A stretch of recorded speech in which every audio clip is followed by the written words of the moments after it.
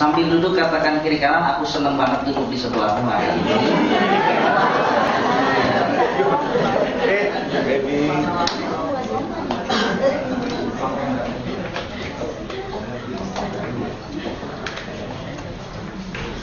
Selamat pagi semuanya Bapak Ibu Saudara, Shalom. Mohon maaf saya telat karena ada beberapa urusan, salah satunya urusan misi pendeta. Kita banyak yang datang dari daerah. Dari Wamena 2, Pak Binsa, Sumatera Utara ada ya. Banyak lah, jadi kita tadi urus. Saya sudah WA Ibu Gembala, mungkin Ibu Gembala nggak baca, akhirnya panik, tanya-tanya saya dari mana gitu ya. Oke, kita jalan ya, perkenalannya. Udah kenal saya Bapak Ibu Saudara ya. Ada pepatah mengatakan tak kenal maka tak sayang. Tapi saya nggak setuju Bapak Ibu Saudara. Saya nggak kenal Bapak Ibu Saudara beberapa, tapi saya udah sayang. Kita bisa lebay juga ya. Sama-sama kita baca firman Tuhan di dalam Yohanes pasal 14.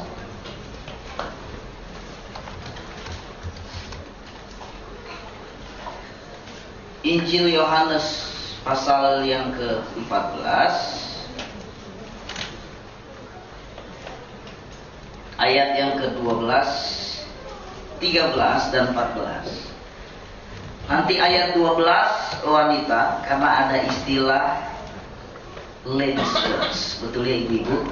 Ya. Iya, yang kedua pria, baru yang ke-14 ayat yang ketiga kita baca sama-sama. Kenapa sih ada istilah ladies first Bapak Ibu Saudara? Ada yang tahu? Yang jawab dapat coklat. Kalau sepeda saya nggak mampu presiden bisa. Karena yang pertama kali saya lihat di Alkitab dosa itu wanita. Setuju? Udah boleh. Betul ya ibu-ibu ya? Amin ibu-ibu. Ladies first do sin. Ibu-ibunya udah serem di sini mukanya. Pulang saya dicambak, jangan dicambak. Tapi tenanglah, saya walaupun menghina wanita, saya suka mempermuliakan wanita. Karena saya lahir dari seorang wanita, bukan seperti kerasakti dari batu. Kenapa sih ada istilah ladies first? Saya lihat di Alkitab, karena wanita lah yang pertama tahu juru selamat akan hadir ke dunia. Siapa namanya? Maria, yang kita sebut Bunda Maria. Jadi ibu-ibu tenanglah, walaupun kau membuat kami berdosa, kau menyelamatkan kami juga. Satu-satu ya, tapi saya kasih menang ibu-ibu 2-1. Mau ibu-ibu, amin? Manchester City tadi mau orang mana ya? Siapa yang pertama kali tahu Yesus bangkit itu? Wanita. Siapa namanya?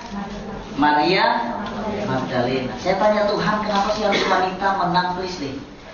Harus wanita yang tahu Yesus itu bangkit duluan. Gampang kata Tuhan jawabannya. Kalau laki-laki tahu Yesus bangkit, dia lihat, dia sampai di rumah dia pikirin, masa iya sih Yesus bangkit.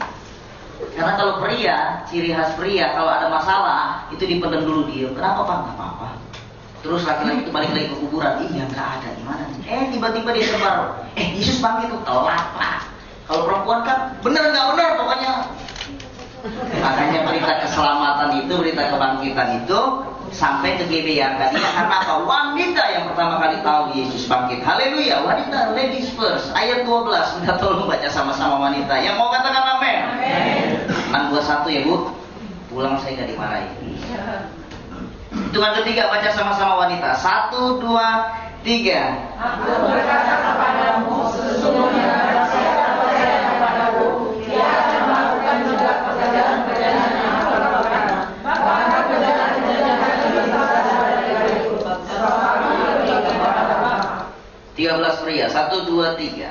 Dan apa juga yang kamu minta dalam namaku, aku akan melakukannya, supaya Bapa dipermuliakan di dalam Anak. 14 sama-sama dengan keras. 1, 2, 3. Jika kamu meminta sesuatu kepadaku dalam namaku, aku akan melakukannya. Bapak Ibu Saudara, hari-hari ini percayalah ada yang disebut era Pentakosta yang ketiga. Amin. Kita baru pemilihan ketua sinode baru Gereja Betel Indonesia yang bernama Bapak Pendeta Dr. Rubin Adi Abraham. Kemarin dia bahas juga tentang Pentakosta ketiga. Pentakosta ketiga bukan teologi yang baru. Pentakosta ketiga itu adalah movement, pergerakan daripada Roh Kudus yang hari-hari ini melanda Indonesia dan akan menyelesaikan amanat agung, dan Tuhan segera datang. Yang ngerti katakan amin. Tanda-tandanya sudah jelas Bapak Ibu Saudara, Tuhan segera datang. Yang saya lihat di ilmu akhir zaman itu ada dua yang menandakan antikris akan memerintah. Yang pertama adalah yang menuju namanya one government. Yang kedua adalah one money. Dulu kita pikir one government masih nggak terlalu terlihat, tapi one money ini sudah terlihat sekarang. Dulu kita berpikir satu mata uang itu, wah dolar nih, kayaknya dolar nih berkuasa naik terus. Enggak, euro. Wah, terus perdebatan antara dolar dan euro. Keluar Bitcoin. Kita pikir Bitcoin, Pak. Bitcoin, wah ini kayaknya ini sebentar lagi. Enggak. Mulai ke sini Bapak Ibu Saudara, dolar, euro, Bitcoin itu enggak level sama yang namanya e-money. OVO, Dana, dan teman-temannya GoPay. Jakarta hari-hari ini sedang promo GoPay 50% Bapak Ibu Saudara. Belanjalah di GoPay, tapi maksimal 15.000. Saudara masuk namanya Kompleks Lipo, mau rumah sakitnya, mau mallnya, saudara parkir masuk, santai kan masuk kayak dijebak gitu kan. Nggak punya aplikasi OVO di handphone, muka oke tidak bisa keluar. Di waktu kita mau bayar, kita punya budget, mau bayar 2 juta nih, nggak bisa Pak, harus download aplikasi OVO. Sadar nggak sadar, saudara dan saya sedang dipaksa memakai namanya electronic money. Yang ngerti katakan amin. Electronic money ini, OVO itu punya Malaysia. Saudara bisa pakai di Indonesia, bisa pakai di Malaysia juga. Artinya rupiah dan ringgit lebur di OVO. Betul ya? Saya nggak tahu ke depan ini uang elektronik apa lagi yang akan keluar bisa mempersatukan satu mata uang dunia. Tapi tanda-tandanya udah jelas nih Pak. Tanda-tandanya jelas, Yesus segera datang. Amin. Yesus segera datang, dan kemurtadan, kemunduran iman banyak banget hari-hari ini. Banyak orang sekarang mendeklarasi saya sudah kehilangan iman saya kepada Yesus Kristus. Yang deklarasi di sosial media, yang followersnya jutaan, namanya penulis lagu Hillsong. Ada 2 orang. Lagunya saudara dan saya suka nyanyi loh di gereja. Inspirasi lagu itu dari Tuhan, diurapi. Sekarang udah 2 bulan yang lalu lah dia deklarasi, mohon maaf Bapak Ibu Saudara, mohon maaf para penggemarku, mulai hari ini saya sudah kehilangan iman kepada Yesus Kristus. Yang kedua, penulis buku yang terkenal, waktu saya belum bertobat saya baca buku dia, senang banget, diberkati banget. Dia deklarasi juga di sosial media, saya meninggalkan imanku kepada Yesus Kristus. Di luar negeri, di Indonesia, yang badannya keker, papanya botak. Iya dong. Kita biasa-biasa aja, santai-santai aja kan awal-awal aja. Tiba-tiba ada seorang ustadz yang menghina salib, saudara tersinggung semua. Kurang ajar. Kenapa? Karena banyak orang hanya berani mati untuk Tuhan, tapi untuk hidup bagi Tuhan susah. Wah, dihina salib, gua serang, mati syahid juga nggak apa-apa. Lebay, disuruh hidup untuk Tuhan, hidup kudus, melayani, boro-boro pahami orang Kristen zaman sekarang. Yang susah bukan mati untuk Tuhan. Mati untuk Tuhan, percayalah engkau masuk surga. Tapi hidup untuk Tuhan ini gak gampang Pak. Mukanya udah serem semua. Jadi ini adalah Pentakosta ketiga Bapak Ibu Saudara. Ciri-cirinya apa? Roh Kudus curahkan begitu dahsyat, berlimpah. Pertobatan terjadi di mana-mana, tapi serangannya makin mantap. Yang ketiga, saya mau bahas hari ini adalah tentang mujizat. Mujizat itu banyak terjadi di hari-hari ini. Mujizat akan banyak terjadi dan saudara harus alami itu. Saya percaya orang-orang yang mengalami kemunduran iman, yang berani meninggalkan Yesus, percayalah mereka tidak pernah mengalami perjumpaan dengan Tuhan dan mujizat. gampang banget ninggalin Tuhan Yesus. Banyak orang hanya bisa melihat, oh iya mujizat di sana keren ya, di sana keren ya, percayalah itu tidak terlalu berpengaruh dengan iman. Itu hanya sekedar takjub aja. Tapi yang membuat imanmu bisa bertumbuh, iman saudara dan saya, pengenalan akan Tuhan semakin dekat karena kau punya perjumpaan dengan Tuhan dan mengalami banyak mujizat. Amin. Apa sih mujizat? Banyak orang bilang begini, Pak Pendeta, puji Tuhan, kantong saya kempes. Akhir bulan, masuk awal bulan nih, tiba-tiba ada yang kasih saya uang, dia bayar utang udah lama. Sama kayak saya kemarin, ada pengerja, saya jual kulkas dulu, udah pakai aja sebelum saya dulu ngekos, pulang ke rumah orang tua karena udah nggak berhasil gitu.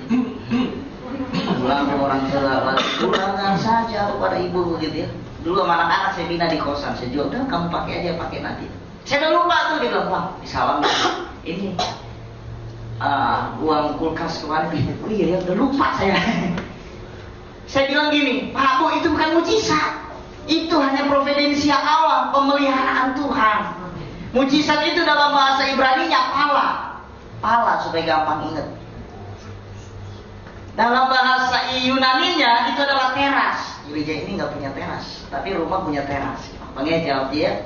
Dalam bahasa Ibrani pala, dalam bahasa Yunani teras, yang artinya adalah kuasa yang melawan atau melampaui hukum alam semesta. Itu mujizat. Jadi saudara, kalau sebut mujizat itu adalah yang melampaui hukum alam semesta, hukum semua yang ada di dunia ini. Itulah mujizat yang Alkitab cerita. Tapi kalau saudara bilang, oh iya nih puji Tuhan saya dapat mujizat, nggak apa-apa lah. Bagi saya itu mujizat dalam providensia, bukan mujizat yang Alkitab cerita. Alkitab cerita mujizat itu contoh 5 roti 2 ikan. Itu bisa kasih makan 5.000 orang, jangan orang doang, laki-laki. Sisa 12, kenapa sisa 12 bakul? Ada orang Batak, orang Cina, semua lah suku-suku rata-rata kalau kondangan bungkus saya lihat. Jangan orang Batak aja ya. Oh, jangan-jangan orang Manado, semua bungkus. Saya tahu kenapa? Karena disebut situ laki-laki, nggak ada wanita. Biasanya bungkus wanita. Haleluya ibu-ibu.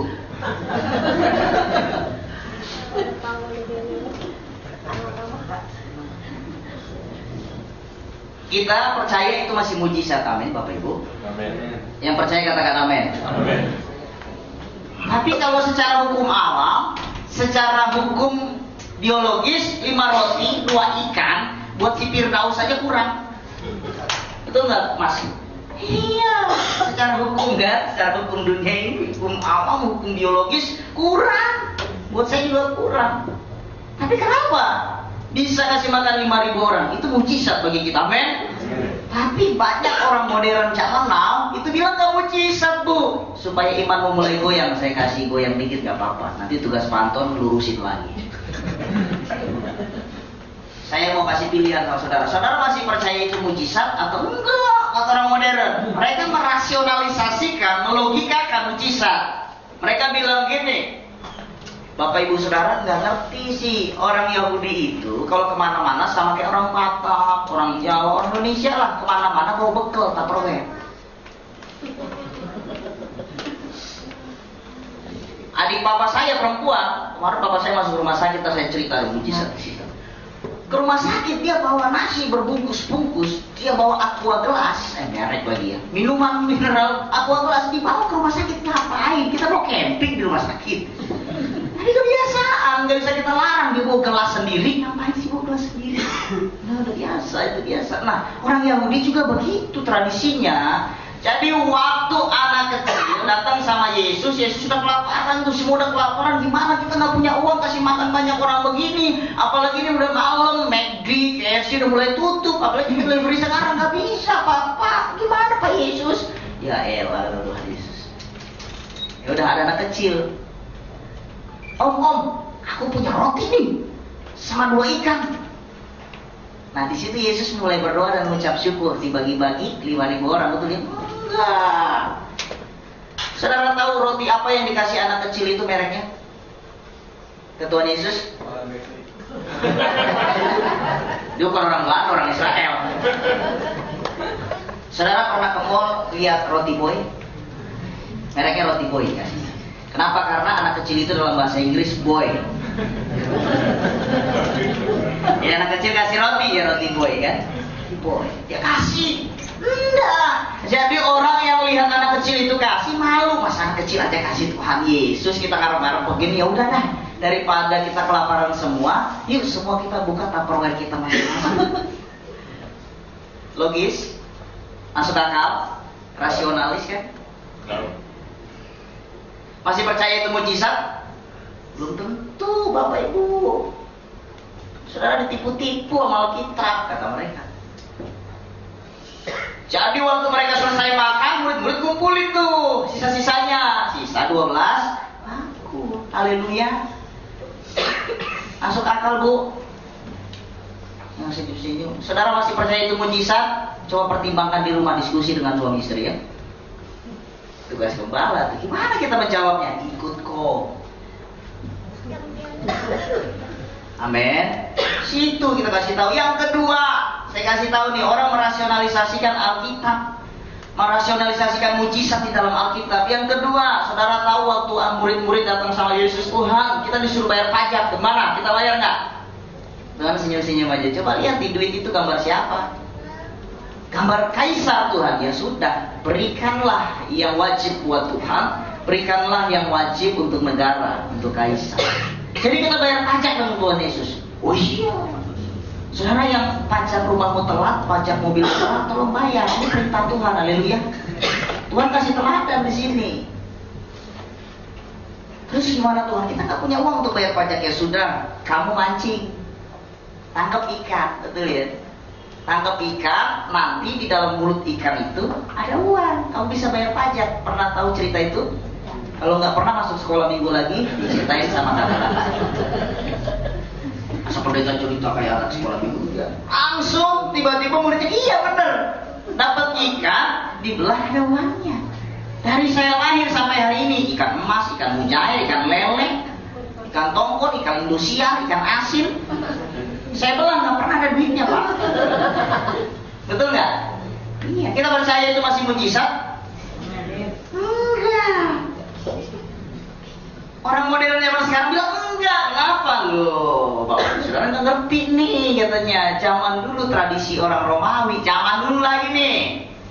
Orang Romawi itu punya Allah namanya Dewa Matahari. Nah ada satu ritual di mana mereka harus buang koin ke sungai.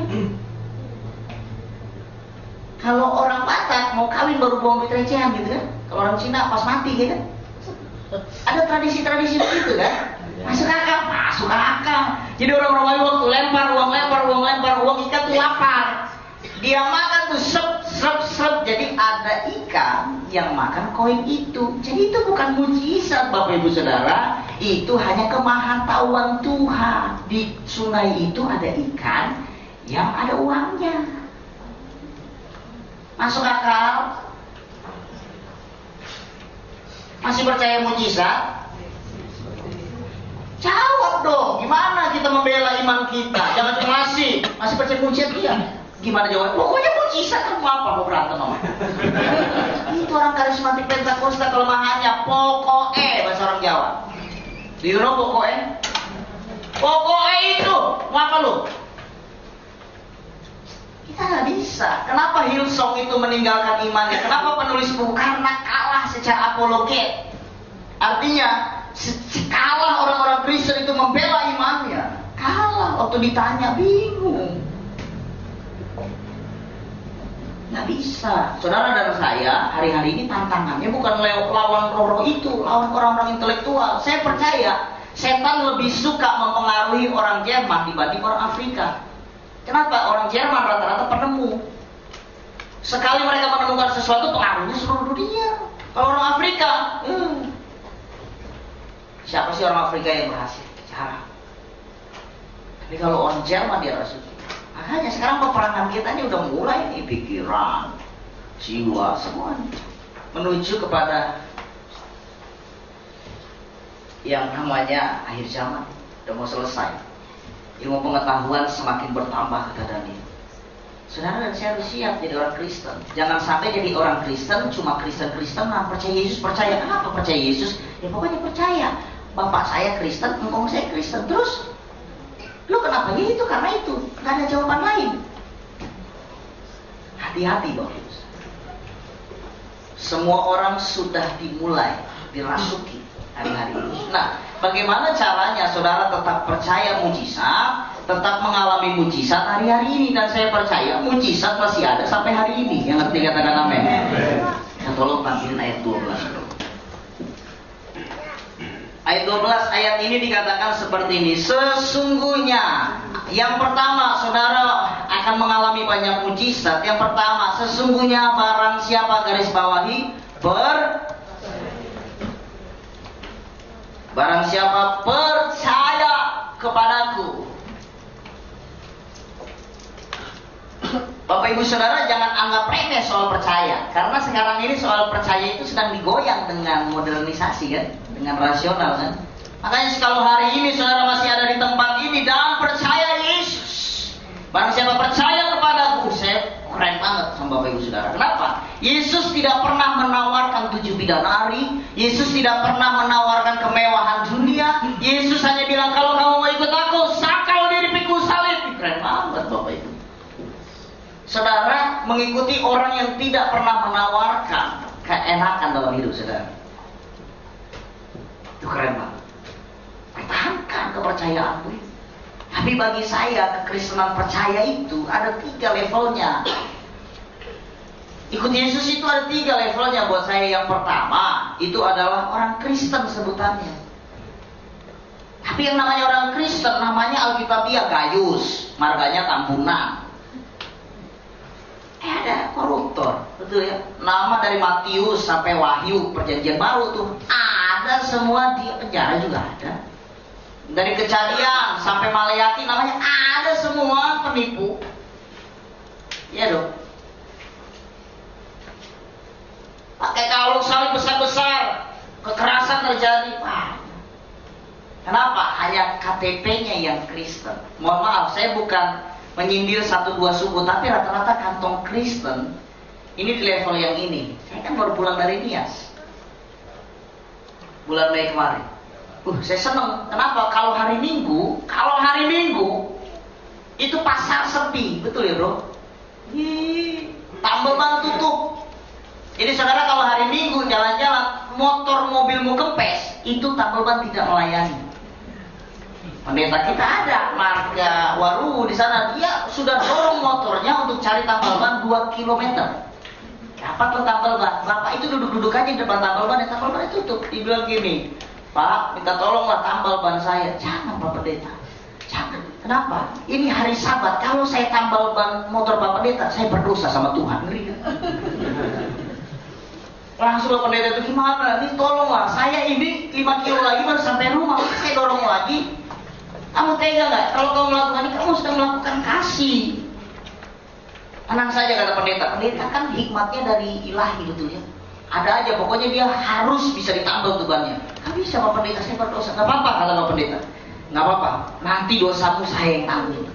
Akhirnya ya udah Pak Pendeta, jangan bilang siapa-siapa ya. Mereka ngumpet-ngumpet masuk ke tambal ban, ditambal bannya. Akhirnya pendeta itu keluar. Saking mantapnya ya, hari Sabat itu nggak boleh melakukan apa-apa. Di ladang tutup, saudara punya toko nggak boleh. Orang Kristen sejati ya. Kita seneng dong ya. Di toko nggak ada, di ladang nggak ada, di cawan sepi. Kita percaya di gereja ini rame. Yes, ya nggak? Seneng nih kita. Saya tanya. Di gereja ikut sepi. Saya tanya, Pak Pendeta ini semua di mana? Rupanya ramainya di Kedai, di lampu tua kalau orang Batak bilang, di lapangan voli. Orang dia tuh suka main voli, walaupun pendek-pendek tapi lompatnya tinggi. Ini Nias 1 tinggi, yang lain mah pendek-pendek. Oh, main voli. Saya bilang ya Tuhan, Kristen. Ada satu gereja bukan GBI sih. Mama mertua dari pendeta yang dampingi saya di sana. Berapa tadi ibadah? Bapak Ibu Saudara percayalah di Nias 200 meter sekali kalau kita rata-ratakan itu gereja. 200 meter gereja, betul ya? Kalau di Jakarta 200 meter sekali tukang bakso, pecel lele, ya kan? Beda.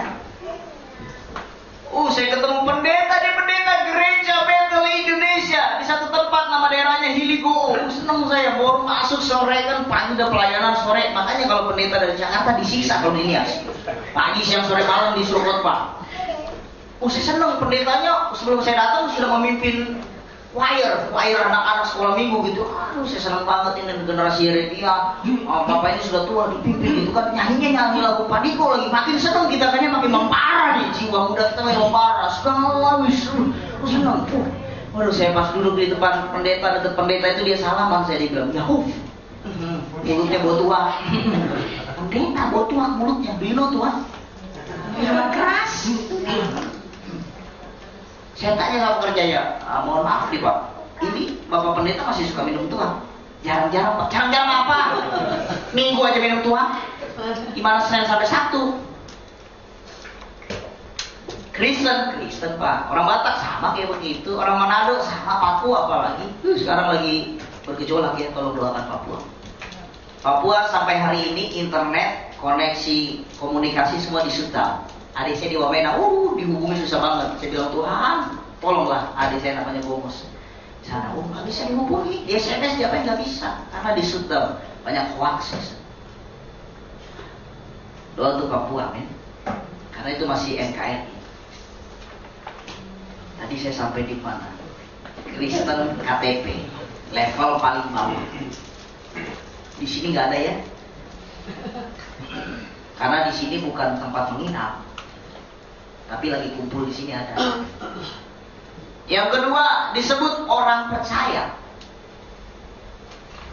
Orang percaya adalah orang kalau punya masalah, pergumulan, tantangan, datang sama Tuhan Yesus nih. Gereja penuh pokoknya. Waktu gempa, Nias, gereja penuh. 2006 kan ya, semua gereja penuh. Kedai tutup. Kenapa ya, udah jatuh semua kedainya. Berdoa, Tuhan Yesus. Kan orang Nias belakangnya biasanya hilang. Tuhan Yesus. Dengar sama Tuhan. Bantuan datang semua dipulihkan. Setelah itu gereja kosong lagi. Kenapa? Hanya levelnya orang percaya. Yang ketiga saya sebut adalah orang beriman. Orang beriman ada masalah, nggak ada masalah, tetap datang ke gereja, tetap ikut Tuhan. Amin. Tetap setia sama Tuhan Yesus, itulah orang beriman. Saya kasih contoh 10 orang kusta, singkat aja, 10-10-nya dapat mujizat. Betul ya? Yang balik sama Yesus berapa? Ya kan? Waktu pertama kali kita datang sama Yesus. Makanya saudara, di kul itu banyak mujizat. Kenapa 10 orang itu bisa datang sama Yesus? Karena punya komunitas kan ya. Namanya kul kusta mungkin. Kalau saudara belum punya nama kul, coba kasih nama kul kusta. Kenapa? Kalau kul kusta itu saudara punya anggota kul 10-15, belum tentu semua dapat mujizat kan. Ini 10-10-nya dapat mujizat. Coba aja kul kusta. 10-10 dapat mujizat, tapi yang balik sama Yesus cuma satu, yang lain aku dapat mujizat mungkin nyanyinya ya Allah pujilah namamu Yesus. Tapi yang balik cuma satu Pak. Artinya apa? Walaupun masalah dia sudah selesai, dia tetap I need Jesus. Aku perlu Yesus. Itu yang benar orang Kristen. Makanya percaya di sini dalam bahasa Yunaninya pisteo. Artinya apa? Dia bukan sekedar percaya, tapi trusted. Mempercayakan dirinya kepada Yesus. Mempercayakan diri. Itu yang gak gampang. Kalau cuma percaya, bisa aja. Tapi gampang sekali meninggalkan. Tapi kalau sudah mempercayakan diri di Tuhan, suka-suka Tuhan aja dah. Ini hidupku. Itu yang Tuhan cari hari-hari ini. Saudara mau dapat mujizat, serahkan hidupmu sama Tuhan. Percayakan sepenuhnya. Rahasia yang kedua, supaya saudara dan saya menerima banyak mujizat hari-hari, kita tolong tampil ayat 12 tadi. Setelah percaya dikatakan, ia akan garis bawahi melakukan. Percaya aja, mempercayakan diri sama Tuhan aja nggak cukup Bapak Ibu Saudara. Saudara dan saya harus melakukan. Karena firman Allah dalam ayat-ayat lain, iman tanpa perbuatan mati esensinya. Saudara sudah percaya, mempercayakan diri sama Tuhan. Sekarang saudara harus melakukannya. Kalau saudara nggak mau melakukannya, nggak bisa.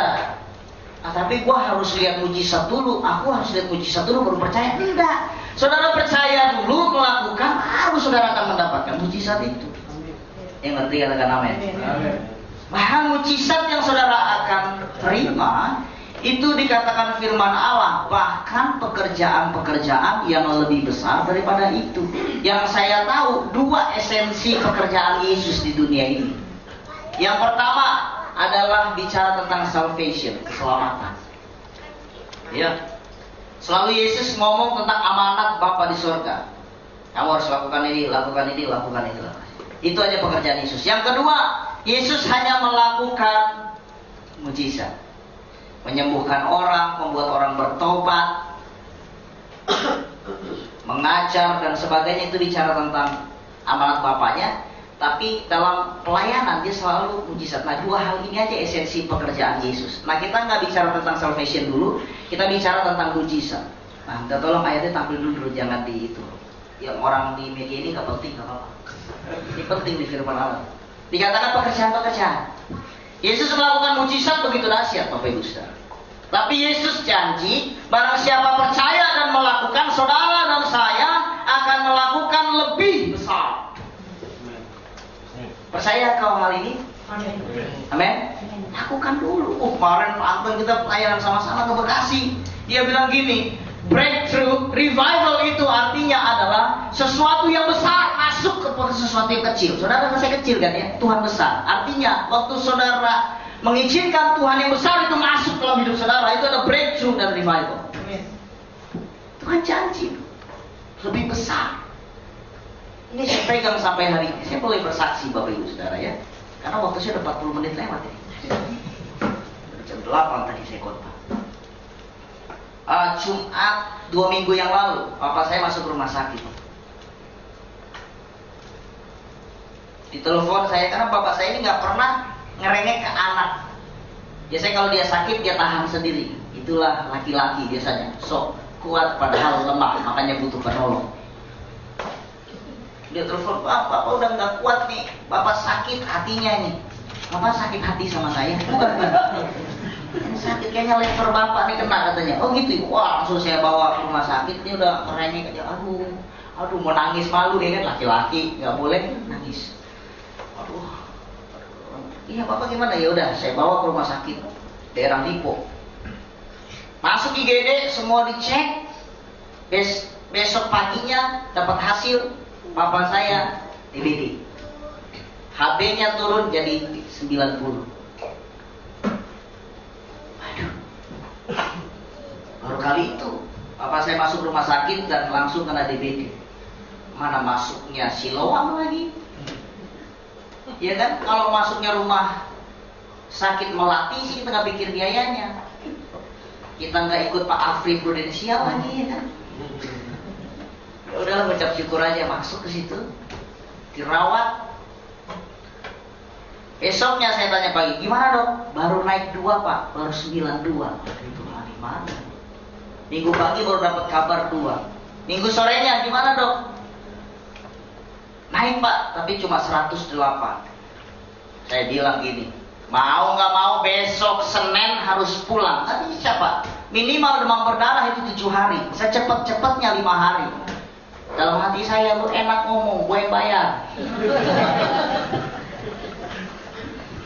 Iya enggak? Enggak, pokoknya langsung kita doa malam itu minggu. Dalam nama Yesus, dalam nama Yesus, mujizat aja terjadi. Masa pendeta nggak ngalamin? Ngomong doang lu, basi. Ya dong, pendeta dulu yang ngalamin guys. Jadi anak mudanya keluar tuh. Dalam nama Yesus malam ini ada Pak Petrus, semua pengerja kumpul di situ kayak cool dah. Bukan cool Ustaz. Dalam nama Yesus, trombositnya naik dalam nama Yesus. Nggak masuk akal, Bapak Ibu. Besok paginya, Bu Suster, pokoknya saya mau keluar pagi. Jangan, nanti dokter bisa parah. Kenapa? Kalau HB belum 150 ke atas, itu nggak boleh keluar rumah sakit, demam berdarah. Kita bisa kena penalti dan sebagainya, nggak boleh. Oke, saya tunggu kabar dari dokter, namanya Dokter Sandra. Masih ingat di lubuk hati saya paling dalam. Dokter Sandra, karena mahal bayar. Itu yang buat saya teringat-ingat. Nggak pokoknya pulang, langsung telepon. Gimana dong ini? Papa ini udah marah mau pulang gini. Langsung, ya udah coba tunggu 2 jam, tunggu hasil lab. Bapak Ibu Saudara, malam kita doain, pagi dapat hasil. Trombosit bapak saya dari 108 naik jadi 168. Kasih tepuk tangan buat Tuhan. Haleluya. Itu bapak, kita percaya aja lah. Biasanya memang ilmu kekristenan namanya ilmu kefefet. Itu iman dan melakukannya. Saudara pernah dikejar-kejar anjing bisa lompat, tiba-tiba bisa lompat dari kali sebelah ke kali sebelah? Kenapa? Kefefet. Kefefet logi. Kefefet. Pokoknya kalau Yesus percaya, Yesus percaya, Yesus itu. Kita lakukan dengan iman. Besok kita mau pulang. Kalau bagi kefefet begitu. Hari Tuhan baik. Sampai hari ini papa saya sehat. Amin. Tepuk tangan sekali lagi buat Tuhan. Saudara harus ngalamin. Jangan cuma apa kata orang, dengar. Ngalamin Pak Bu. Ngalamin. Supaya imanmu semakin bertambah di dalam Tuhan. Ayat ini bukan untuk pendeta, tapi dikatakan sesungguhnya barang siapa, bicara tentang person. Barang siapa percaya, orang percaya, yang melakukan, dia dapat lebih besar. Terus mau pendeta gimana sih caranya supaya bisa? Gak ada tips-tipsnya, gak ada nomor 1, nomor 2, nomor 3, tidak ada. Coba minta tolong nomor 13. Cuma ini yang saudara harus lakukan. Saudara percaya dan melakukan, tapi dalam nama ini. Sama-sama kita baca. 1, 2, 3. Apapun juga yang kamu minta dalam namaku, aku akan melakukannya, supaya Bapa dipermuliakan di dalam. Gampang Bapak Ibu Saudara dapat mujizat. Percaya, kuatkan keyakinanmu, serahkan hidupmu sama Tuhan, lakukan tapi dalam nama Yesus. Tapi tujuannya benar, untuk mempermuliakan Tuhan, bukan untuk memenuhi keinginan dagingmu. Seperti yang bilang, banyak orang berdoa tapi nggak dijawab doanya. Kenapa? Salah doanya, hanya untuk memuaskan keinginan daging mereka. Tuhan jelas bilang, apa yang kamu minta in the name of Jesus Christ, dalam nama Yesus. Tuhan bilang, aku yang melakukannya, kata Tuhan, bukan kamu. Aku, kata Tuhan, janji supaya tapi Bapa dipermuliakan. Ayat 14, Yesus sekali udah di kayak paku gitu ya. Ayat ini seperti paku. Yesus palu pertama, dak gitu. Ayat 14, Yesus ketok kedua kali, dak. Sama-sama baca, 1, 2, 3. Jika kamu meminta segala sesuatu kepadaku dalam namaku, aku akan. Paku. Waktu kita nancepin paku sekali, dak, kayaknya kurang nancep nih. Sekali lagi, prak. Yesus juga begitu dalam hati saudara bicara dengan ayat ini. Masa iya sih dalam nama Yesus? Yesus bilang, dalam namaku aku melakukannya. Yesus bilang lagi, malah minta segala sesuatu, everything. Tuhan tancap lagi, cuma satu. Dalam nama Yesus, berkuasa di bumi dan. Saudara mau mengalami mujizat? Percaya, mempercayakan diri sama Tuhan. Lakukan firman Allah. Saudara akan mendapatkan lebih besar hanya dengan cara apa? Dalam nama Yesus Kristus. Sama-sama kita mau berdoa. Kita nyanyi satu lagu.